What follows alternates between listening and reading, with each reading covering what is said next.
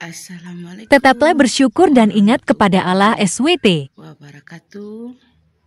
Jumpa lagi teman-teman pada PT saya kali ini. Sebelumnya saya mendoakan untuk kita semua agar kita selalu dalam lindungan, dalam pengawasan, penjagaan Allah SWT. Selalu dalam keadaan sehat walafiat, umur yang panjang, rumah tangga sakinah mawaddah warahmah, bahagia dan happy, dan tak lupa rezeki selalu mengalir dan mengalir seperti air mengalir, tiada putus-putusnya. Amin amin ya rabbal alamin. Allahumma sholli ala sayyidina Muhammad wa ala ali sayyidina Muhammad wa ala ali sayyidina Ibrahim wa ala ali Ibrahim wa barik ala Muhammad wa ala ali Muhammad kama barakta ala Ibrahim wa ala Ibrahim fil alamin innaka Hamidum Majid. Di sini pada petiku kali ini tentang orang yang tiada bersyukur atas nikmat Allah, pasti ada 1001 cara alasannya. Ya, banyak alasannya ya teman-teman. Pertama, ya, mereka dengan alasan memiliki istri, dia tiada cantik, dia pengen punya istri cantik, lagi sempurna katanya. Yang kedua, ada orang tiada ada punya anak, kepengen punya anak. Dan yang ketiga, ada orang ya kan kepengen punya istri yang solehah dan lain sebagainya, teman-teman. Nah, coba pikir secara akal dan pikiran.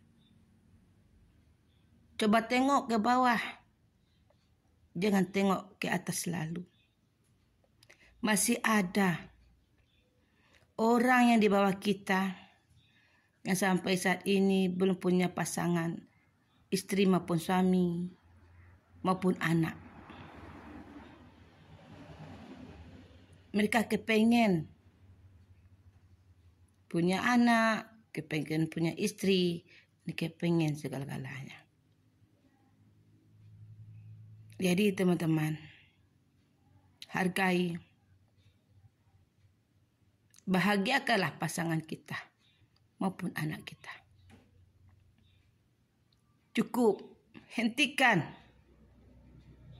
hawa nafsu itu, hasrat ingin memiliki dan hasrat ingin memiliki yang sempurna. Cukup hentikan itu semua. Tidak ada di atas dunia ini memiliki sebuah kesempurnaan kecuali Allah Subhanahu wa taala. Kemanapun Anda mencari, ke ujung dunia, takkan Anda temukan.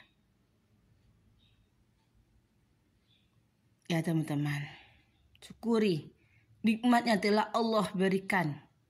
Kita diberikan istri. Ya, syukuri, alhamdulillah. Masih ada di bawah kita sampai saat ini mereka tidak memiliki istri atau suami. Syukuri itu. Untuk suami ya, syukuri punya istri. Tugas suami bukan hanya memberi dia makan atau minum dan segala-galanya. Bukan itu saja tugas suami.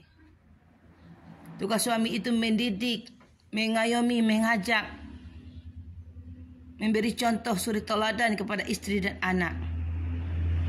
Mana yang baik itu sebagai contoh, itu diberikan sebuah pelajaran pada istri dan anak. Bukan hanya sekedar makanan, minum dan lain sebagainya, tapi ajaklah, ayomi, didik, ajarkan istri dan anak Anda tentang ilmu agama, ingat kepada Allah, ajak dia, bimbing dia menuju jalan Allah. Perbaiki solatnya, ajak anaknya juga. Yang mana, hai para suami, kalian mengajak istri, mengajak anak, pahala. Dan itu sudah kewajiban para suami. Begitu juga istri menolong, membantu suami, memberikan pendidikan kepada anak tentang agama. Nah, di sini saling tolong menolong itu haruslah ada. Saling bantu dan membantu itu harus ada. Jangan ada kata, inilah tugasmu dan ini sudah kewajiban istri. Bukan. Bukan itu, wahai para suami dan istri, bukan. Di sini kita saling tolong menolong. Saling membantu atas segala tugas. Suami bantu istri. Tidak ada hal yang memalukan dalam membantu istri, tidak ada memalukan. Contohnya, Nabi kita, Nabi Muhammad SAW, beliau tidak malu dalam membantu istrinya. Yang kedua, istri juga. Pasti dia akan membantu menolong tanpa si suami minta tolong. Di saat suami tidak bekerja, tidak ada memperoleh rezeki, maka istri akan membantu menolongnya. Itu pasti. Tanpa suami meminta, pasti dia akan memutar otak. Pikirannya, di manakah saya dapat uang dan mencukupi membantu suami saya, mencukupi kebutuhan rumah tangga ini. Tapi suami adakah berpikir seperti istri? Tidak ada. Beberapa persen aja yang seperti itu. Nah, ayolah suami maupun istri saling membantu, tolong menolong kita. Jangan lihat kelebihan dari orang lain. Belum tentu di saat dia hidup dengan kita bahagia dengan orang itu, belum tentu. Tapi Allah telah memilih kita. Itulah kebahagiaanmu terletak di pasanganmu yang pertama. Bagi orang yang syukur atas nikmatnya. Orang yang syukur dan ingat selalu pada Allah atas apa yang diberikan oleh Allah SWT. Kembali kepada niat kita dalam berumah tangga. Untuk apa? Jika niat kita berniat menikah dengan orang itu karena tampan, rupa, wajah, cantik, wallahu alam. Jika Allah berkehendak, rupa, tampan, cantik diambil, berubah jadi nenek lampir atau kakek peot, di mana? Masihkah Anda mencintainya? Yang kedua, jika Anda niat menikah dengan orang itu karena harta, suatu benda, jika Allah berkehendak, dia akan bangkrut, hartanya habis, apa yang dibanggakan tidak ada. Masihkah pasangan kita mau dengan kita? Wallahu alam. Tapi niatlah semata-mata karena Allah SWT. Ibadah. Nah, ibadah itu akan diperoleh. Mudah kok memperolehnya karena kalau kita saling tolong menolong, bantu membantu, maka ibadah itu akan diperoleh dengan mudah. Maka urusan dalam rumah tangga juga mudah dan ringan, tidak berat.